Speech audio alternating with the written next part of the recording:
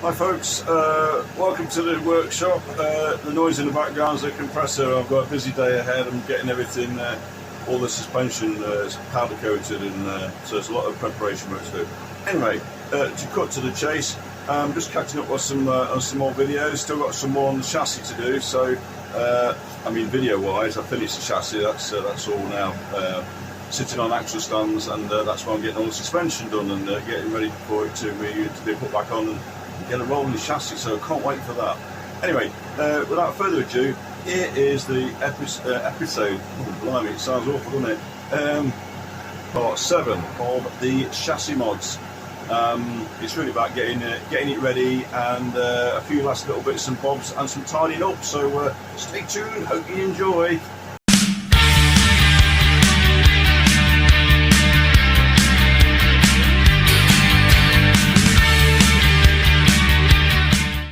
Here I am finishing off some of the little odds and ends on the chassis. So I've just got to, I've done the other side. I've just got to make a little patch just to blank that off. And then it's a case of just going around the chassis and cleaning up the weld spatter and just taking the tops off the welds just to finish it off, just to make it look nice and neat. And I'm also just got to have a little look at those handbrake cable brackets. 7 hours later. Just looking at the handbrake guides that I fitted all those years ago. Oh, there's one missing. Why is there one missing? There's one missing because it's there.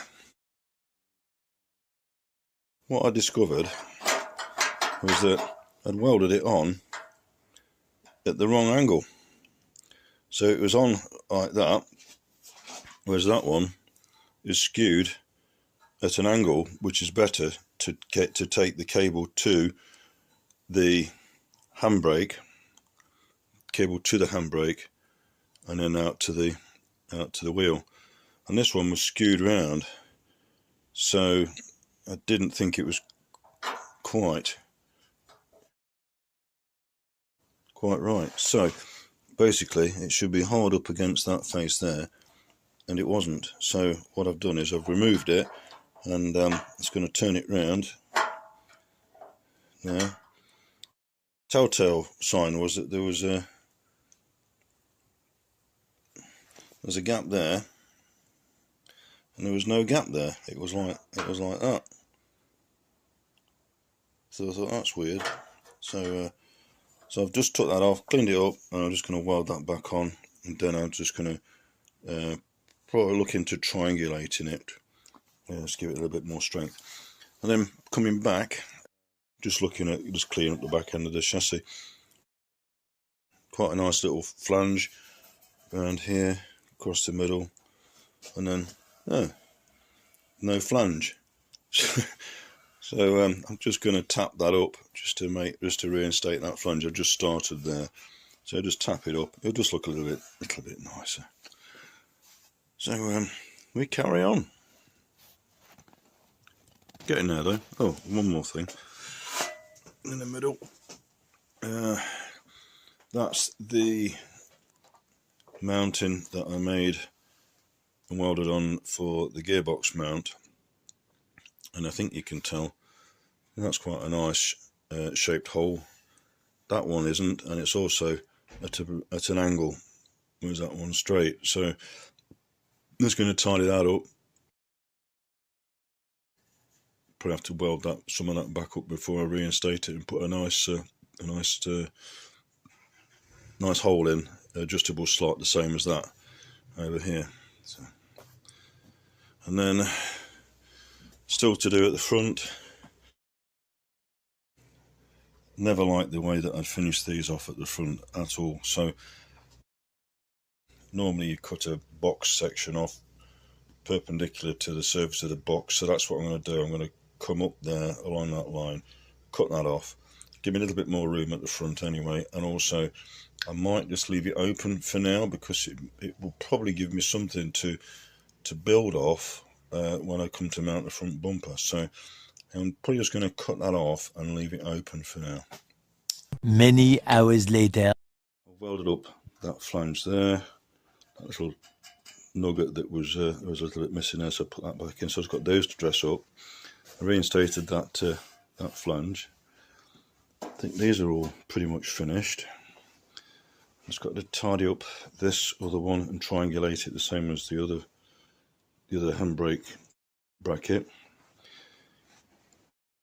Coming forward here, oops, I have fully welded that up now. So I've cleaned all those welds up and reinstated the welds around the gearbox mount, and I've sorted out the gearbox mount slots, so we're happy with those now. To the front, that's there all cut off and trimmed back. So I think I'm almost ready to, once I've done those handbrake guides, to flip it over and do the underside. So here we are with the handbrake guides. This one has been repositioned now in the right position and welded to the chassis. So now what I'm doing is I'm triangulating it. So I've, if you can tell, I've put a 45-degree angle down this edge here. Made me a little triangulating piece of angle iron, put a flat on it again there. So what will happen is that will mate nicely to that. So I'll set it up now with a magnet to get it square, and then I'll tack weld that and weld it up. So that will give us a nice little bit of triangulation to support it when I really have to yank the handbrake on. Here you can see the little triangulation piece that I made. Just snaps quite nicely into position there. This view from the top, you can see how nicely the triangulation piece lines up with the existing piece. So once that's all welded up, it'll be nice and strong. So here's the front chassis legs. Just squared them off. Not finished them, but just cut the ends off, leaving them open for now. Just to try and illustrate what I mean, this surface here is where this piece of metal and this piece of metal come together, and then they're spot welded all the way through there. But sometimes what they've done in some places, they've left them in one side sticking up higher than the other. There you go, like that. And I just think that looks a little bit messy. So what I've done is I've trimmed that back, so it's now one nice flat wide edge, which will take the paint better, and I'll be trimming that one down to suit. I'm just cleaning off the bits of flashing on the chassis, and if I just pause that there for a second, you can see that's what I mean. Those misalignments of the panels there. Panels are bonded properly, but they just never finished off the trimming of the panels when they finished the chassis. Some of the other things I've noticed on the chassis are features like this, and you think, well, what's going on here? And there's two there, and it's the same on that side, there and there. And what these are massive spot welds where the chassis leg, this piece here, that has been slid into there, and it's been spot welded there and there, 4 places. So I think what they do, they spot weld them on assembly, and then they finish welding them. So again, they're a little bit ugly. You could either fill them with paint, but you'd still see it. So I think what I might be doing is just I'll fill them with weld, grind it flush, and it'll just be a nice flat surface. So there's a little bit to do. The only reason I'm doing it here, I think, is because when you look down inside the engine bay, you will see these. It's like you'll see this here. The body frame will be on top of here, but I think you'll see this front chassis leg going back. I can't remember where to, but probably not that far till the bulkhead. Probably the bulkhead's about there from memory. So I just think it's important that when you look down inside the engine bay when the bonnet's up, it all looks nice. Again, this piece here, the sump comes over here. The sump comes over here and drops down there, so you won't see much of that. But again, that was a stepped edge, so I've just dressed that off nice, and one of the edges that was sticking proud, dressed it back to the edge that wasn't proud, so it's now flat. And when I feel under here, I can feel a stepped edge underneath there. So not a lot, just a little bit. But if you look under the car, you'll see a stepped edge. So I shall trim that off. But I've got to get in here and clean all this paint off as well. What I've been doing is obviously cleaning all the box sections out, all the surface kit, all the surface paint off. That's not too bad, that bit. That's not too bad. It probably looks worse from the other side because I can feel a lip there.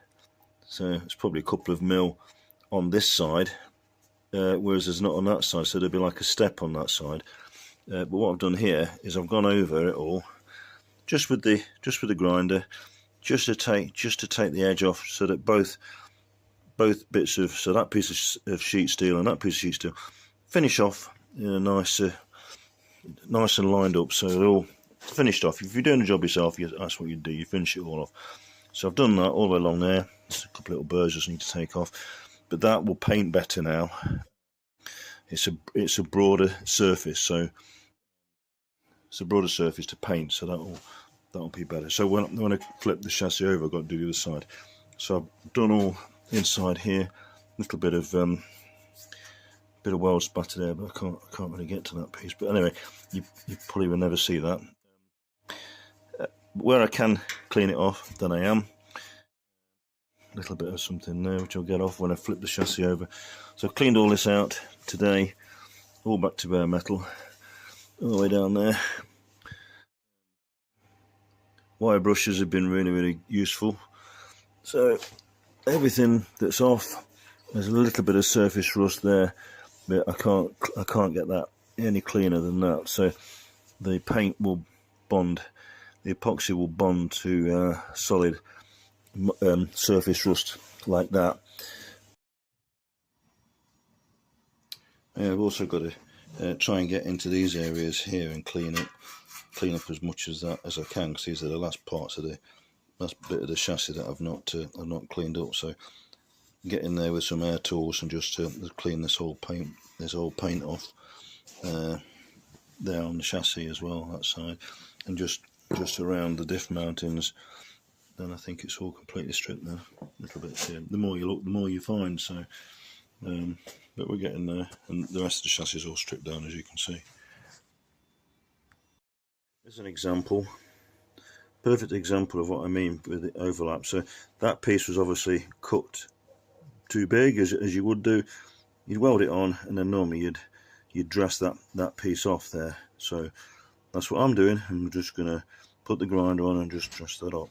Just when I thought I'd finished everything, and I decided to have a look in another little nook and cranny and see that.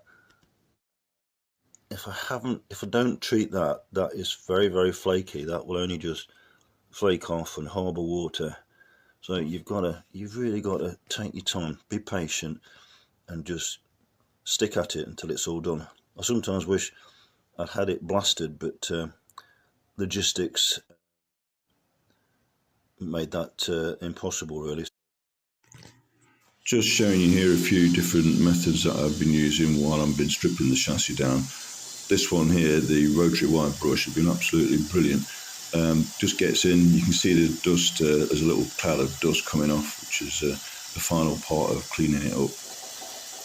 This one is a sharp chisel. Got different size chisels. They're really good for getting flaky paint off, and then you can get your wire brush onto it after that.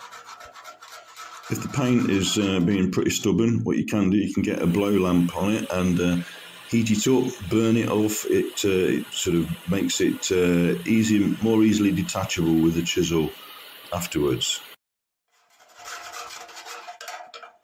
And then move on to the wire brush.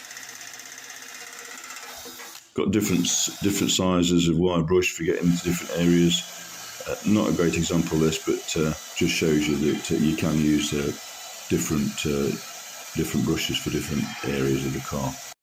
This is the other really invaluable tool that I use for getting into clean up box sections and really hard to reach little nooks and crannies. Also, if you use it with the belt that's really well worn, it's great for cleaning up weld spatter, because it takes virtually nothing off, but it just takes the weld spatter off. Yeah, great piece of kit that is, very useful. The best thing you can do is just be patient and really stick at it until every last little bit's as clean as you can get it. I will be carrying a cushion around with me in the car and a bit of carpet, so anybody that wants to have a look at it when it's finished, they can lie on the ground with a cushion, a bit of carpet, and have a look underneath the car. So be warned.